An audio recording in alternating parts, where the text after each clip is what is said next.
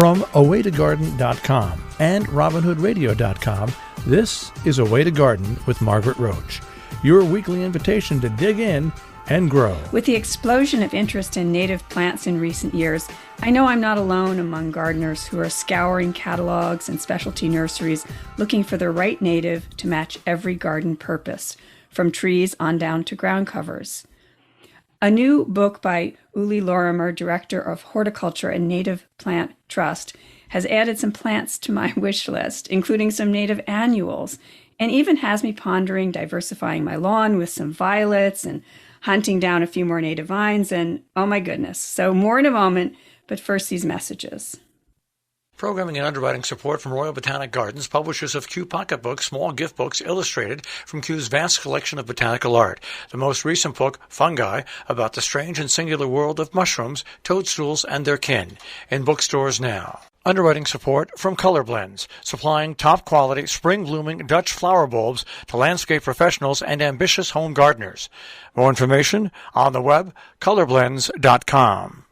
Uli Lorimer, author of the just-published book, The Northeast Native Plant Primer, has made a career of working with native plants. He was longtime curator of the native flora garden at Brooklyn Botanic Garden, and in 2019 became director of horticulture at Native Plant Trust, America's oldest plant conservation organization, which was founded in 1900 as New England Wildflower Society. Welcome back to the show. How are you? I'm great. I'm so pleased to be here. Must be beautiful at Garden in the Woods and Asami Farm and all your places there. Yes, spring is definitely happening, and there's so many things coming out of the ground now. I was just remarking that this is one of my most favorite times of year, as there's that fresh green all over the carpet of the forest, and yes, little tinges of fresh green leaves coming in the leaves of the trees. And I always find it's a time full of promise for the gardening season ahead. Yeah. So before we get started, I should say we'll have a book giveaway of the new book, and congratulations on that, The Northeast Native Plant Primer, with the transcript of this show over on awaytogarden.com. We'll do a giveaway. So you've been working with native plants since when? And did you ever imagine a moment like this where they've really finally become kind of the it thing? You know what I mean? Where they aren't an alternative, they're a mainstay more and more? So, I mean, I started my interest in native plants sort of professionally goes back to my days at Wave Hill, actually. Oh. And I was their woodland gardener there, and probably spent more time pulling out invasives rather than natives, but it was sort of the beginning of my sort of formal interest in them.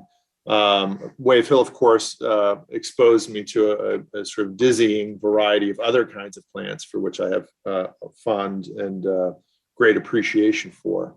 But it feels very satisfying to sort of be at this moment where the momentum that we've slowly been building over the last 10, 15 years has really gathered speed, and I think that the past couple of years, particularly, have really opened folks' eyes to how important it is to include natives in their gardens.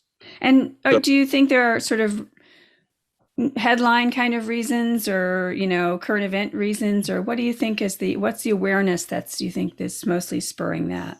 Well, it's not to say that good things came out of a global pandemic, but I do think that the circumstances forced a lot of people to stay home and to, if you were fortunate enough to have a garden, to really take a hard look at it and say, hey, look, this is something really special. And then that coupled with this, ever-growing drumbeat of kind of bad news about climate change, the anxiety that people feel around what the future holds, along with the sort of bad news about the loss of biodiversity. And whether you're talking about birds or insects or pollinators, there's lots of different ways that we've measured this. And then seemingly every week there's a new article talking about declines in some way. So I think all of this sort of adds up to people really wanting to do something to support the environment, to do,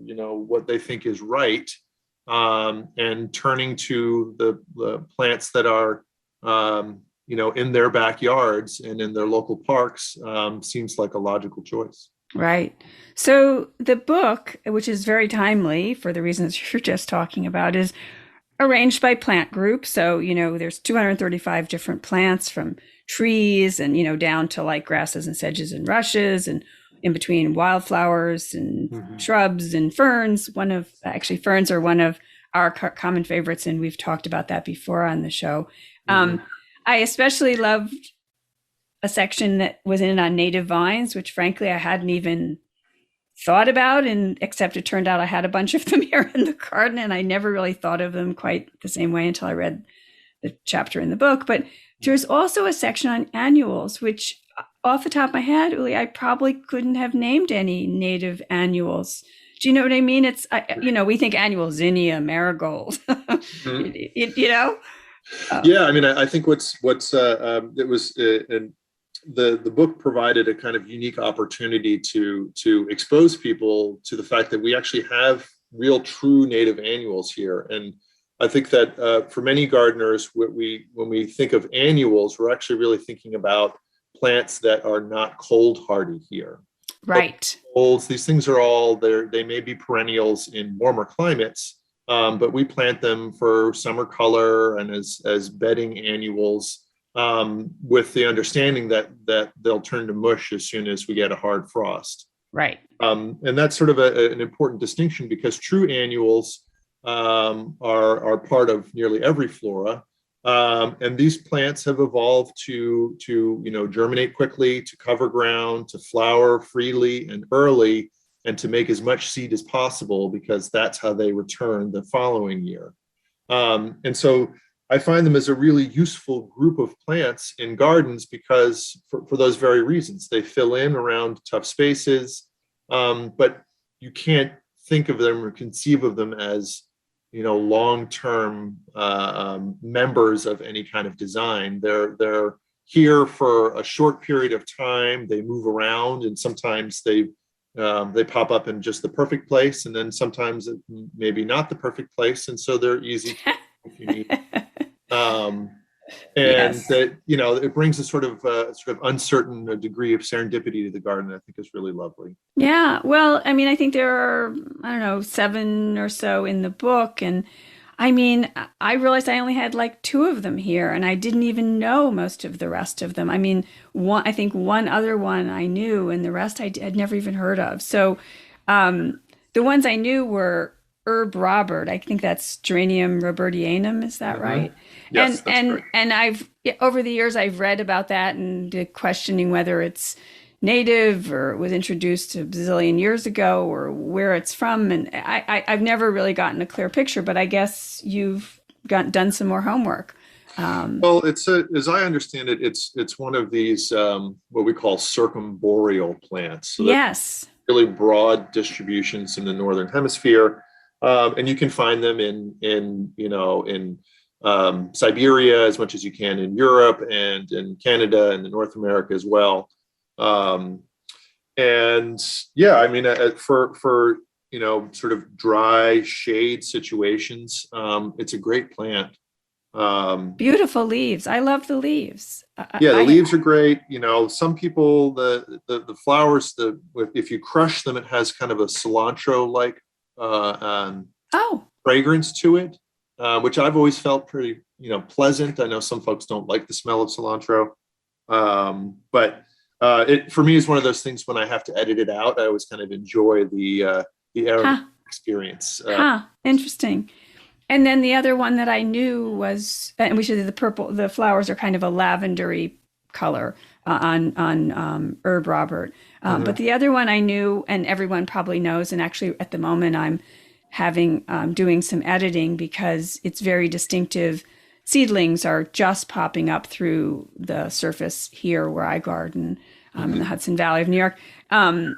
Is jewelweed, a native impatiens. And so give us the pitch for jewelweed, because I think a lot of people just yank it all out, but... Well, so it has tremendous wildlife value, I think it has just lots of wonderful little stories. The flowers are wonderful and complex looking. They attract hummingbirds. Yes. If you like cardinal flowers and trumpet vines to attract hummingbirds, they'll come and spend lots of time around a jewelweed patch just as much because of that long nectar spur that wraps around in the back of the flower. It is a host plant for other things, and it likes damp places. And if you have kids, there's this really wonderful activity. One of the common names for jewelweed is touch me not, because the seeds are what are called explosively dehiscent. So if you touch them, they literally explode and eject the seeds out away from themselves. And so I find that's just a wonderful activity with young children to get them engaged with dispersal and all these wonderful stories, to have them go through the patch and touch a seed pod and watch it spring to life. It was really fantastic. One of the other things that I really like, just as a quick side note, sometimes in the spring you'll find little seedlings of jewelweed tightly clustered together. And that's what I was going to say, is it's like a little bouquet coming up together. You know what I mean? It's just like so tight, and it's just like, what happened there? Who did that? So that is the activity of our delightful white-footed mice. And so the mice collect the seeds and stash them all in one place. And then, of course, they forget, or the plants germinate. And so whenever I see those tight little bouquets, I think about, a sort of industrious little mouse that season before collecting the seeds in the ground and maybe eating a few and creating a little store for the winter. And it always brings a smile to my face when I see those little clumps. Randomly distributed.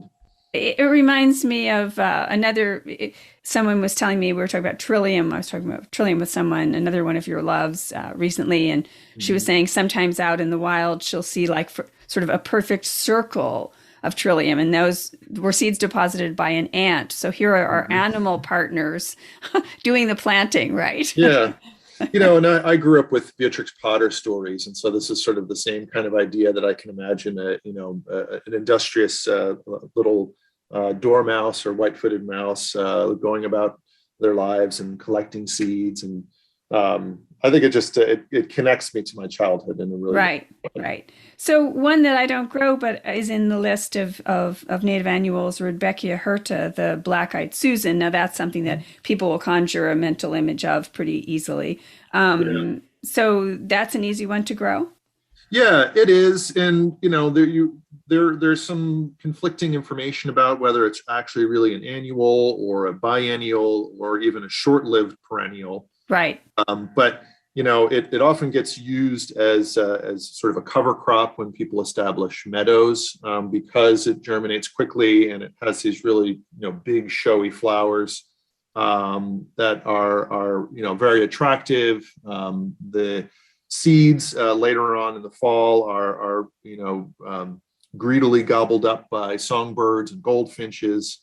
And again, once you learn to recognize the seedlings, you can either let them run free and have a beautiful display, or edit them out if you feel like. So I think it's and it's good for sunny areas, disturbed areas. They don't want to grow in the same soil that your vegetables grow in. So if you've got gravelly soils or tough, poor soils, this is a great choice. Among those that I really didn't know, I'd heard about Partridge P, but I've never seen it in person. I don't even know the genus and species, but Partridge P, tell us about that. Yeah, so Partridge P is a bean family member. Again, it's more broadly distributed in the Midwest and prairie states, but does make its way into the east here. And we've got two species here. The one that I've listed, it has larger flowers. There's another species called Chamacrista nictitans that has smaller flowers. But they, again, true annuals. They germinate quickly. the pollinators absolutely go nuts for the flowers. We use this at Daryl Morrison's suggestion as a cover crop when we established the meadow at Brooklyn Botanic Garden. Oh. And there were, and I was, the first year it was all Partridge P, and I was really worried because we had sown all these grass seeds and I didn't see anything. And the shade that plant created was actually sort of a nice little nursery for all of the grass seeds. And within 2 or 3 years, the Partridge P was sort of pushed to the edges and, became a little bit more sporadic. And that whole experience really helped me to understand how useful annuals are in garden design, and that particularly if you're doing new installations and you don't want to worry about lots of weeds, things like Partridge P are great. And their seed pods are also explosively dehiscent. Yes, they, like bean pods, they have little square little seeds, and they will split and sort of twist like a propeller blade when they're dry. And on really warm days in August, you can sit by your plants in the sunshine and hear this little popping noise as the seeds disperse. Just really, really wonderful. Sort of brings a little auditory experience into the garden. And it's almost like a little bushy, shrubby creature with lots of yellow flowers up and down. Yes. Yeah, and a lot of, again, in Brooklyn, we had a lot of visitors from Central America and places where the sensitive plant, mimosa plant, grows. And people often used to think, "Hey, is this it?" And they would touch it, expecting the leaflets to clasp together. So it has that same sort of delicate look to it, but it's a really tough plant. And again, for anything that has poor soils, well-drained soils, and initially not a lot of competition, it's a fantastic cover crop and a great pollinator plant. Now, and one I've never heard of. I mean, I don't know where you came up with these, Uli. I mean, really, it's funny because sometimes, I may have never seen a plant or grown a plant, but a lot of times I will have come across it in the literature, or someone will have mentioned it in a slideshow or whatever. But old field toad flax, Nuttalanthus canadensis, maybe? Yes, Nuttalanthus. So we have a number of native flax plants. They're related to the European flaxes that are the source of linen as a textile. And so this plant similarly has the same sorts of fibers in the stem, but you'd have to it's very labor intensive if you ever want to make any linen out of this. But it's a really delightful early annual that I see all over the place on roadsides and sort of highway, the little clover leaves, the on and off ramps, just the little tinge of blue. They're just really wonderful little plants, and they have a flower that's very similar to a lobelia, so good for early pollinators. And a favorite of our native bumblebees. And it makes a whole lot of seed. So really just need to introduce it once in your garden, and you'll probably get recruitment year after year after year. It's an unknown plant, if you're not a botanist, that I think could really use a lot more exposure in horticulture circles. And then the one that, for me, in the annual chapter of the book, won the prize for actually maybe there were two, these last two, for the great common name is the blunt-leaved rabbit tobacco. Yes. I don't even know how to parse that. Well, setting aside rabbits. who makes the common names. The Latin name is also a huge mouthful. So we use this plant also at Brooklyn Botanic Garden as part of our sort of cover crop mix, and it's very simple to pearly everlasting or sweet everlasting. In fact, as a cut flower, it's a good like dry cut flower, like sort of like those everlastings and straw flowers.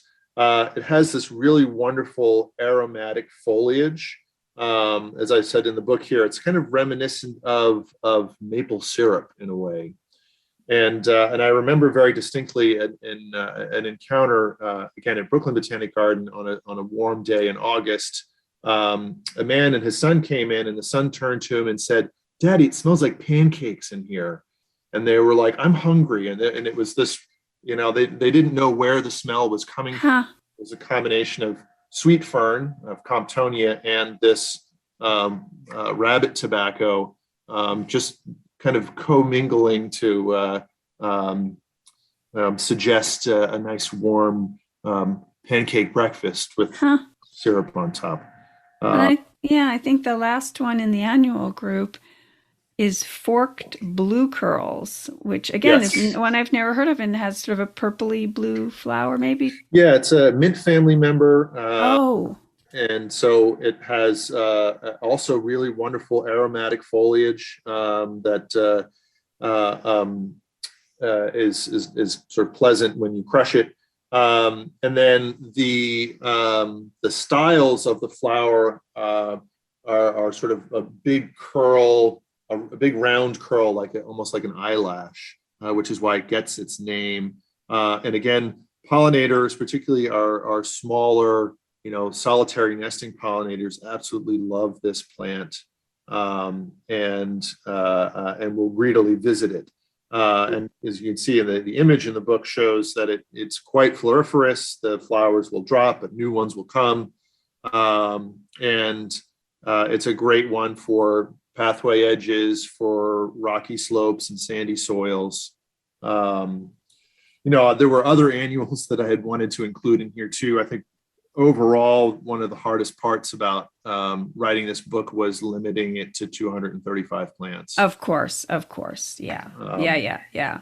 Well, and as I said in the introduction, I mean, you have other sections. I mean, for instance, among the wildflowers or the perennials or whatever, you show a couple of different kinds of violets, and and it made me remember, people are constantly ripping out violets, and yet which are not an annual, which are so important, and I thought, yes, I have to really be happy that I have so many, and I think you even suggest you've suggested to me in the past that we could even encourage them in our lawns and so forth, and diversify the damn grass, right? Yeah, absolutely. I think the violets are a perfect addition to any sort of lawn planting. They grow relatively low, so they don't mind, if you mow over them occasionally. Right. And if you do let your lawns go a little bit longer, particularly in the springtime, you'll get a wonderful show of either dark purples or blues or white colors. And it's an important resource for early emerging pollinators.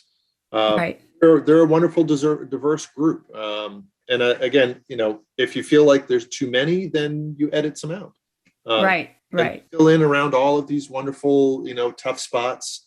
They pair well with sort of stronger growing clump forming ferns and other sorts of woodland perennials. And I just find them really delightful and cheery.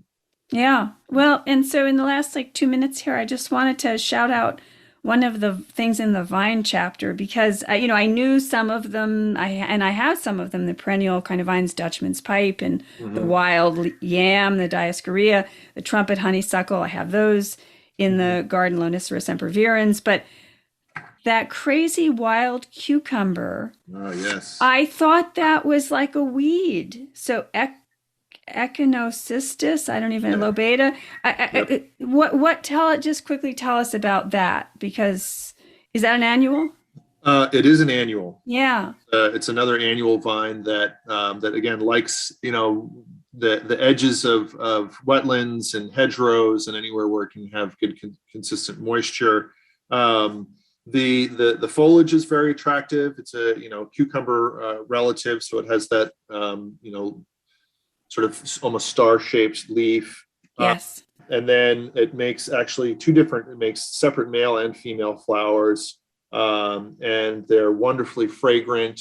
I see this commingling with the Clematis virginiana often, and it's just my friend Dan Jaffe grows this on a fence line at Norcross, and it's just a wonderful. You can train it to go up really anything that it can ramble onto, and I think it's just again another great member of our flora that most people don't know about. Well, and again, I thought it was a weed. Do you know what I mean? It's so robust, and it sort of comes out of nowhere, and then whoosh, it covers entire shrubs, and you see it along the sides of the roads and stuff in hedgerows, and you think, oh, that must be an invasive, just because so much stuff is, right? And that kind of growth pattern where germinates quickly and then grows very vigorously just to make more seed is exactly what annuals do. Right. Right. And it's a plant that if you have a little bit more space to let it ramble, it's certainly one that you can welcome in. If you have a smaller garden space, there are other choices that might be a little bit better. Right. Well, Uli Lorimer, I say congratulations on the Northeast Native Plant Primer, and we're going to have a book giveaway with the transcript over on awaytogarden.com, the transcript of the show. And I'm always glad to speak to you, and I'll give some links to all of this good stuff. We'll have an illustrated transcript so people can see some of these lesser known things in the photos. And thanks for making time today. I'll talk to you soon, okay? Yes, thank you so much. Always sure. Speak with you, Margaret. Thank you. Underwriting support from Color Blends, supplying top-quality, spring-blooming Dutch flower bulbs to landscape professionals and ambitious home gardeners. More information on the web, colorblends.com. Programming and underwriting support from Royal Botanic Gardens, publishers of Kew Pocketbooks, small gift books illustrated from Kew's vast collection of botanical art. The most recent book, Fungi, about the strange and singular world of mushrooms, toadstools, and their kin. In bookstores now. And I hope I'll talk to all the rest of you soon again, too. Now, don't miss an episode. You can subscribe free to the podcast version of this show on Apple Podcasts or Stitcher or Spotify. And you can find me anytime at awaytogarden.com and on Facebook and on Instagram as @awaytogarden. And happy gardening meantime. Away to Garden with Margaret Roach is a joint production of awaytogarden.com and the smallest NPR station in the nation, Robin Hood Radio.